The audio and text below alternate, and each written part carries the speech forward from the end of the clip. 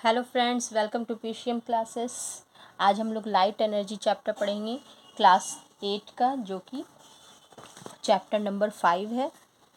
तो इसमें हम लोग कौन कौन सा टॉपिक पढ़ने वाले हैं। हम लोग क्लास 7th में रिफ्लेक्शन के बारे में पढ़े थे क्लास 7th में, और क्लास 8 में हम लोगों को रिफ्रैक्शन पढ़ना है। रिफ्रैक्शन और रिफ्लेक्शन दोनों बिल्कुल अलग अलग फिनोमेना है, तो इसके बारे में डिटेल में हम लोगों को पढ़ना है।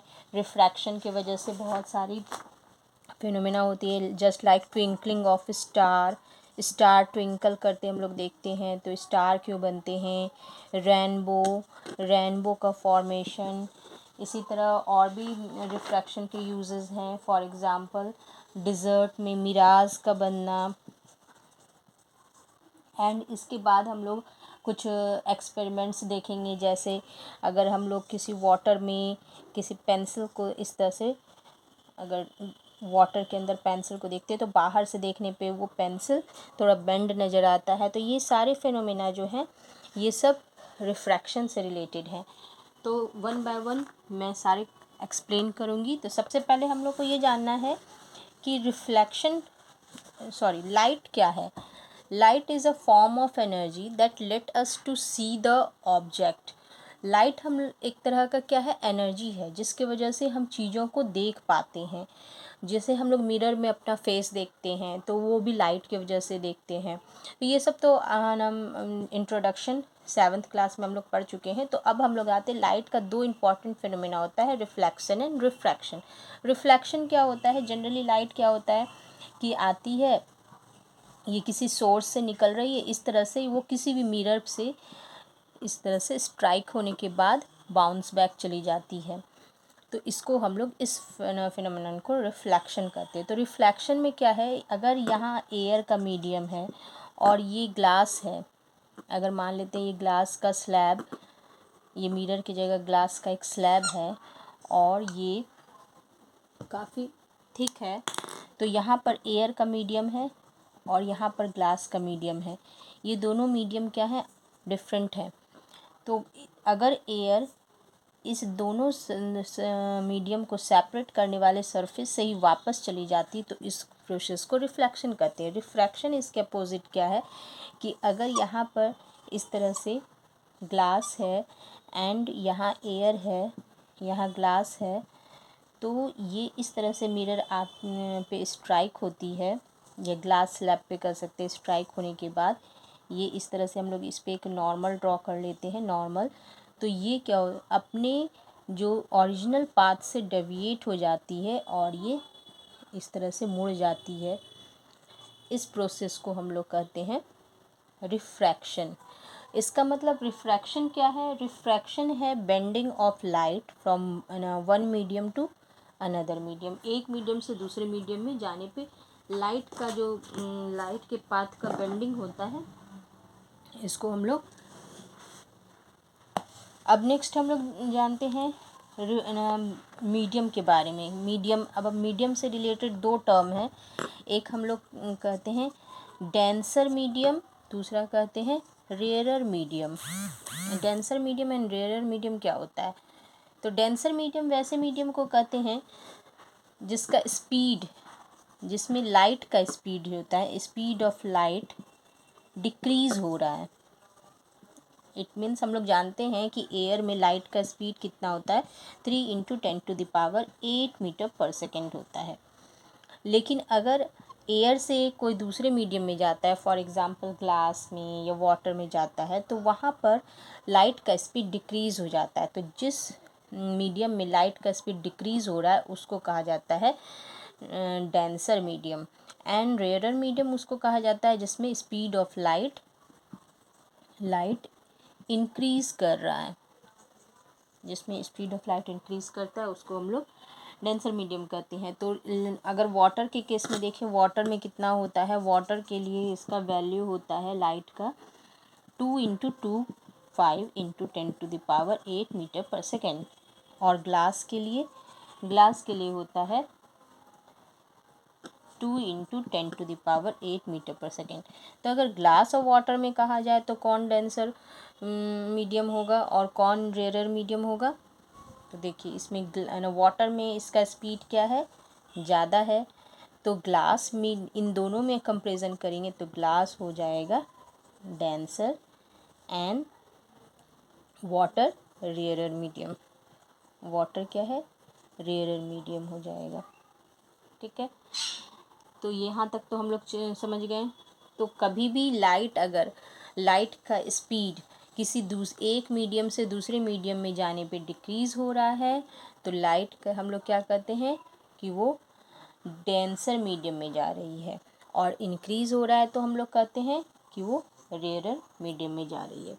अब हम लोग इसको इस तरह से देख सकते हैं। तो हम लोग देखते हैं, अगर कोई इस तरह से कोई सेपरेटिंग लाइन है जिसके एक तरफ एयर है दूसरे तरफ वाटर है, तो इस केस में क्या होता है कि अगर इस तरह से कोई लाइट रे इस पे स्ट्राइक हो रही है ये, और यहाँ पर जहाँ जिस पॉइंट पे ये टच करती है इस सेपरेटिंग मीडियम को, वहाँ पर हम लोग इस तरह से एक नॉर्मल ड्रॉ कर देंगे। ये इस तरह से नॉर्मल ड्रॉ कर दिए। तो ये है एयर, जो कि यहाँ पर इस केस में ये रेयरर मीडियम है, एंड वाटर में इसका इस लाइट का स्पीड कम होता है इसलिए ये डेंसर मीडियम है। तो रेयरर से डेंसर मीडियम में जैसे ही लाइट आएगी तो ये क्या होती है, ये इसे जाना चाहिए था कहाँ, इस तरह से। अगर ये अनडेविएटेड होती तो यहाँ जाना चाहिए था, बट ये क्या हो जाती है, रेयरर से टू डेंसर मीडियम में आती है तो ये इस तरह से टुवार्ड्स दी नॉर्मल हो जाती है।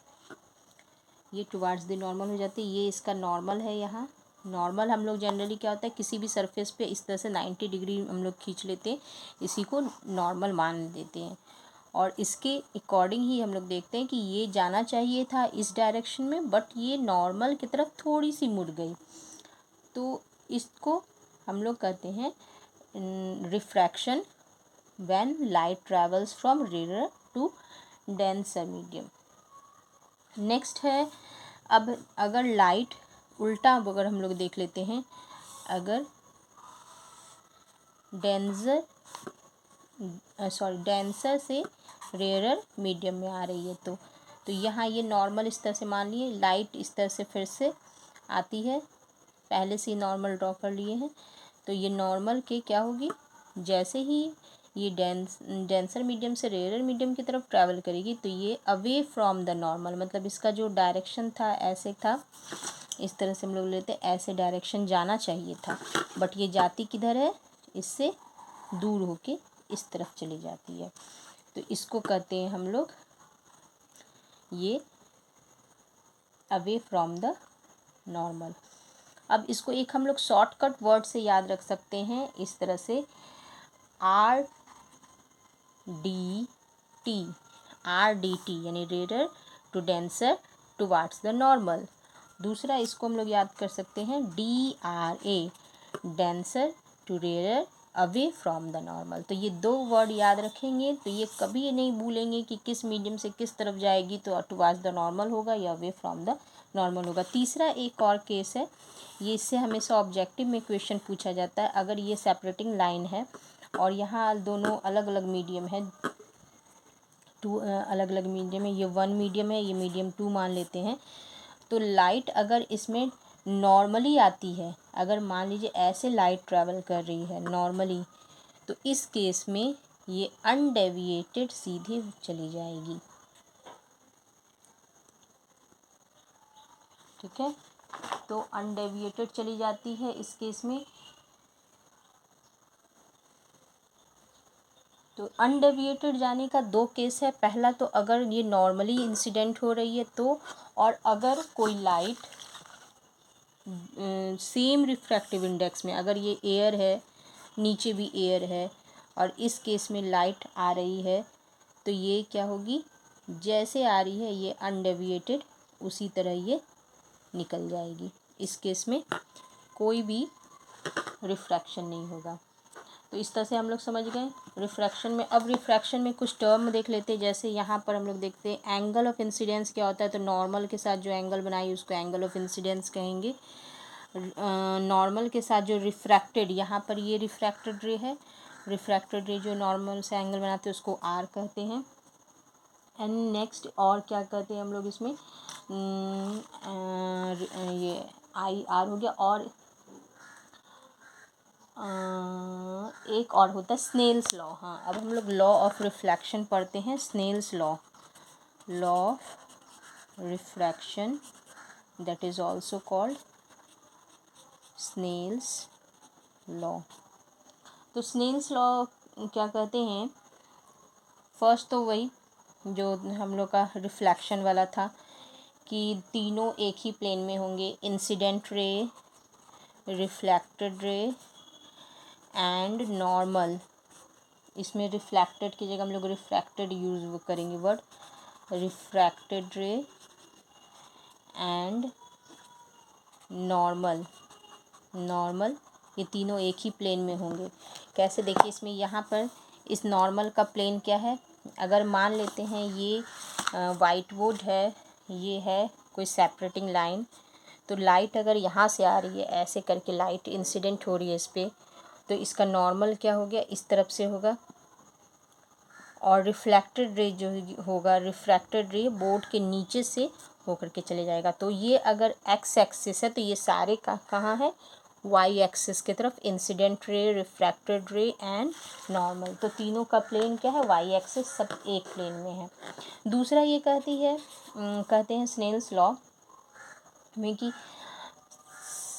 साइन ऑफ द एंगल, जिसको हम लोग साइन आई लिखते हैं, sine of the angle of incidence and sine of the angle of refraction. ये साइन कॉस अभी आप लोगों को नहीं समझ में आएगा क्योंकि ये 9th-10th का है। मैथमेटिक्स में आप लोग ट्रिगोनोमेट्री में पढ़ेंगे।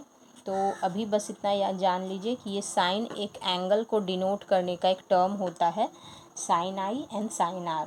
तो इससे हम लोग एंगल को डिनोट करते हैं। तो इन दोनों का रेशियो जो होता है वो हमेशा कांस्टेंट होता है, एक कांस्टेंट टर्म होता है जिसको हम लोग कहते हैं म्यू। ये इस तरह से, ये कुछ ज़्यादा ही लंबा हो गया, म्यू होता है इस तरह से। और ये जो होता है म्यू, हम लोग जिसको बोलते हैं रिफ्रैक्टिव इंडेक्स। रिफ्रैक्टिव इंडेक्स क्या होता है एक्चुअली, रिफ्रैक्टिव इंडेक्स होता है स्पीड ऑफ लाइट, ठीक है, स्पीड ऑफ लाइट। अब रिफ्रैक्टिव इंडेक्स हमेशा लेते हैं सेकंड मीडियम का। ये जो रिफ्रैक्टिव इंडेक्स लिए हैं, जैसे आई से आर में रे आ रहा है, आई से आर की तरफ आ रहा है, तो ये सेकंड मीडियम का रिफ्रैक्टिव इंडेक्स है with respect to first medium. जैसे कि अगर यहाँ इस केस में हम लोग देखें, इस केस में एयर से वाटर में आया है, तो अगर हम लोग इसको कर सकते हैं ऐसे भी कि रिफ्रैक्टिव इंडेक्स एयर से वाटर में जा रहा है, तो ये वाटर का हो गया विथ रिस्पेक्ट टू एयर, ठीक है। तो इसलिए इसका होगा speed of light in first medium, ये फर्स्ट मीडियम में था, और speed of light in second medium में जो है। तो यहाँ हम लोगों का फर्स्ट मीडियम क्या है, एयर, तो ये हम लोग लेंगे स्पीड ऑफ लाइट, इसको हम लोग शॉर्ट में वी ए लिख देते हैं बाय वी डब्ल्यू। तो एयर से वाटर में आया है, इसलिए रिफ्रैक्टिव इंडेक्स का रेशियो होगा ये, लेकिन डिनोट करते हैं second medium with respect to first medium, ठीक है। तो अगर हम लोग कहेंगे कि लाइट ट्रैवल करता है, मान लीजिए एयर टू वाटर ट्रैवल किया, तो उसका म्यू का वैल्यू क्या होगा या रिफ्रैक्टिव इंडेक्स क्या होगा। तो इस केस में रिफ्रैक्टिव इंडेक्स होगा वी ए बाय वी डब्ल्यू। और एयर में वाटर का स्पीड होता है 3 × 10⁸ मीटर पर सेकेंड, एंड वाटर में होता है वाटर में इसका रिफ्रैक्टिव इंडेक्स होता है 2.25 × 10⁸ मीटर पर सेकेंड।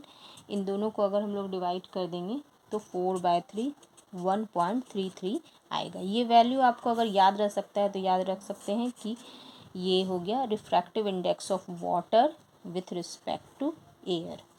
इसी तरह ग्लास का भी निकाल सकते हैं। तो ग्लास के केस में क्या होगा, ग्लास के केस में लिखेंगे refractive index of glass with respect to air. तो पहले क्या लेंगे, v a by v g. तो एयर का हो गया 3 × 10⁸, और ग्लास का होता है 2 इंटू 10⁸ तो ये हो जाएगा 1.5 या 3/2। इसका कोई यूनिट नहीं होता है क्योंकि ये सेम जो होता है क्वांटिटी का रेशियो है।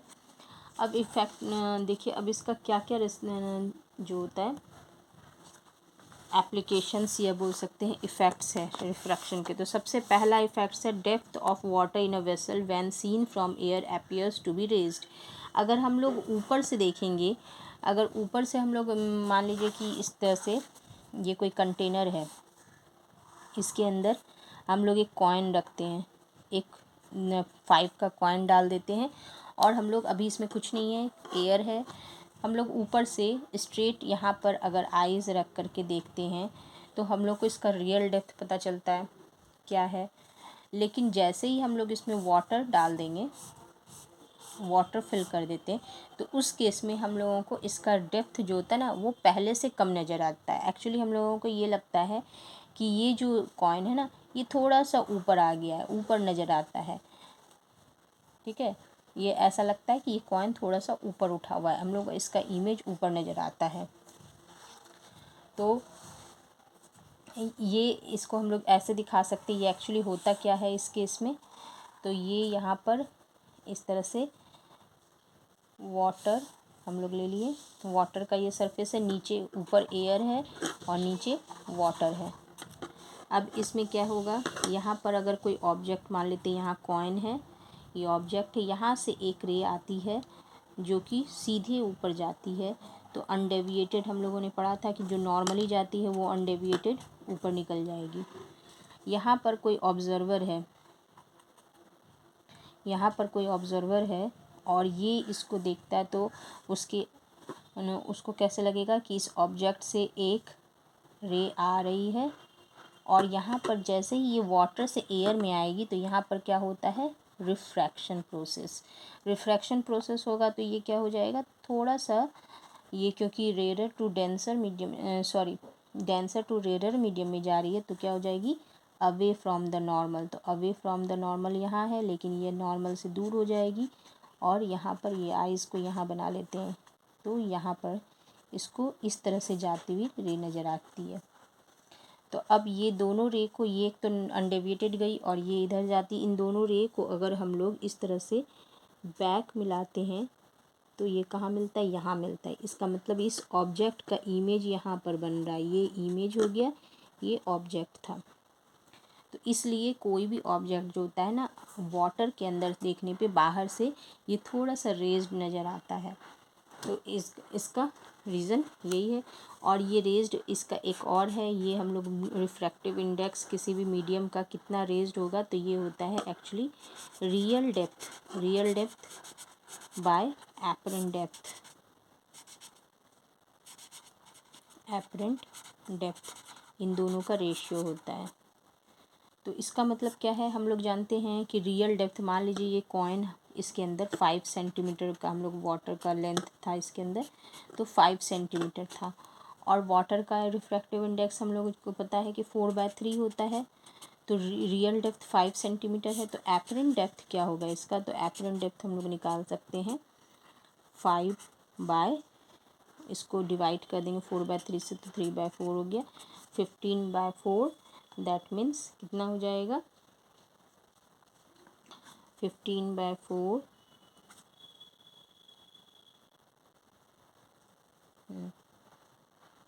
7.5 का हाफ कर देंगे तो 3.75 के आसपास आएगा।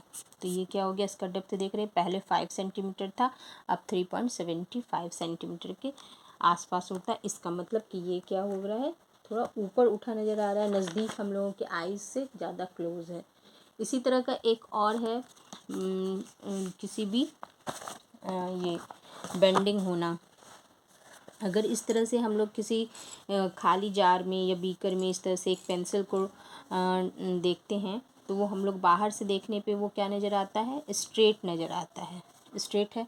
लेकिन जैसे ही इसमें हम लोग वाटर फिल कर देते हैं और अब हम लोग ऊपर से देख रहे हैं, तो इस केस में क्या होता है, इसका इमेज एक्चुअली यहाँ नहीं बन के यहाँ बनता है। जो पॉइंट सी है उसका इमेज रेज्ड होकर के पॉइंट डी पर बन रहा है। पॉइंट डी पर बनने की वजह से क्या होता है कि ये पेंसिल थोड़े से बेंड नज़र आते हैं, क्योंकि ये पोर्शन तो दिखता नहीं है, तो हम लोग को ऐसा लगता है कि ये पेंसिल थोड़ा बेंड है। ये आप लोग घर में भी एक्सपेरिमेंट करके देख सकते हैं, किसी भी ग्लास जार या किसी भी शीशे के बाउल में इस तरह का किया जा सकता है एक्सपेरिमेंट। तो इसके बाद हम लोग, ये तो हो गया कि बेंडिंग ऑफ द पेंसिल या कोई भी स्टिक का बेंडिंग क्यों होता है, क्यों, रिफ्रैक्शन की वजह से होता है, क्योंकि इसमें भी रेज कहाँ जा रही है, डेंसर मीडियम टू डेंसर से रेयर मीडियम में जा रही है, इसलिए अवे फ्रॉम द नॉर्मल, इसलिए इसका इमेज थोड़ा सा रेज्ड हो जाता है। अब अर्ली सनराइज, अगर वीडियो पसंद आया है तो प्लीज़ लाइक कीजिए, अपने दोस्तों के साथ शेयर कीजिए, और अब तक सब्सक्राइब नहीं किए हैं तो सब्सक्राइब कीजिए। और लाइट चैप्टर का मैं सेकंड वीडियो भी जल्दी लाने वाली हूँ। Till then bye.